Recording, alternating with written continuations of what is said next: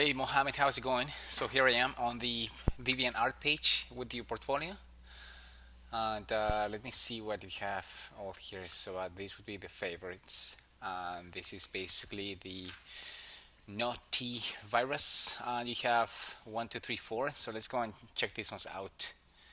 Hassan. Yeah, you know what? Like these ones remind me actually when I was in art school and they would make us draw all these fabrics and understand the folds and all that, and that was pretty awesome. I think the main thing about those ones, at least for me, was that we were able to understand the how things radiate. Like when you have a wrinkle like this one, you would find the point, and this goes down like this. So it actually like everything like falls from that, and it's mainly like for curtains. And if I do a Google search here for curtains, something like this, and I go to the images, let's see what I can find. Yeah, like any of these ones. So this is pretty awesome because from those fabric classes, let me switch to a different color so we can see what's happening. But you see, like all these points, like this one right there, would be radiating like that, going out from there. And then you can see that there's one right here, and everything's radiating. So that was a big thing for me when I was taking live drawing classes. That was the main thing that I learned. Of course, the folds and the shading and all that. That's the kind of like the second thing that I learned, and that's something that you have right here. This is great to see all that shading. Um, yeah, I guess what you need to have on these ones is that they need to make sense. Like the wrinkles, a lot of people do wrinkles. Like if I draw, a guy, and I go, so these are the pants, and I go and do this. So these are the pants, and the shoes would be like somewhere there.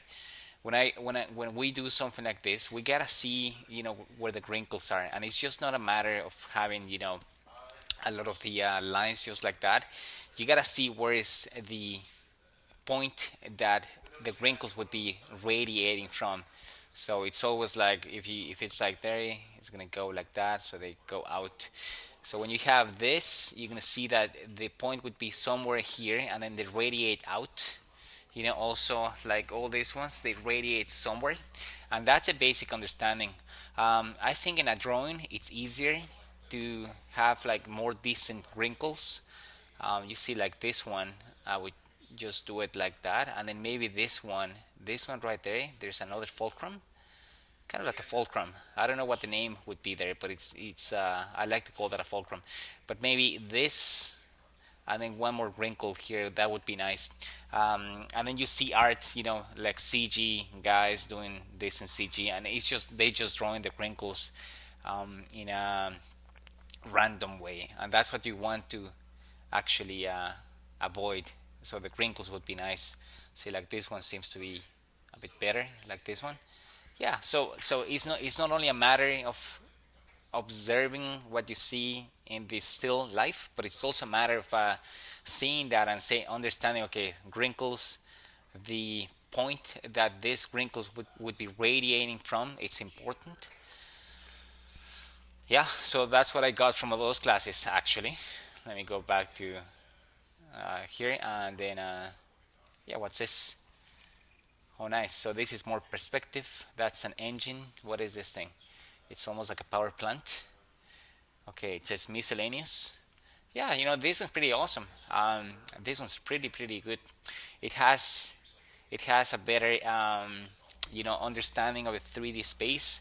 I think this is something that I see, and immediately I can see that there's vanishing points that you threw right here, so that's great. And let's see. Yeah, all these ones, it actually feels that everything's like in place, so that is great. And even this one's like that piece. Yeah, that seems to be a little bit off, like this one right there. That line seems to be connecting with this one, but it's not a big deal. I think the main thing is that you connect all those lines, and this is a little bit more difficult, to get all these lines aligned to what they supposed to be aligned. And then I mean the vanishing points. So this is pretty great. This one's pretty cool. Let me go to a different one, because that one pretty good. So this one, let's see. Nice. Yeah, this is more anatomy, and you have more life on this one, which is a human hand, and this is great. We have all these exercises as well. These ones are pretty awesome because you just go like that and see what's going on. What my understanding of hands is, first of all, they're super difficult because they have so many limbs and bones and joints.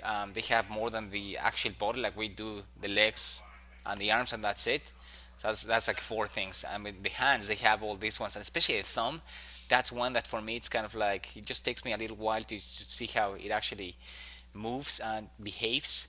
So the main thing for me is that I try to draw hands like this, and I guess depending on the hand, but I try to have the arm, a little bit higher. So I have this new level. This one, I just keep it like that going down, and then from here, this is something that it seems more like a tangent line, and I'm thinking as I'm drawing, and you might have been compressing your finger like that, but what I would do in that case is that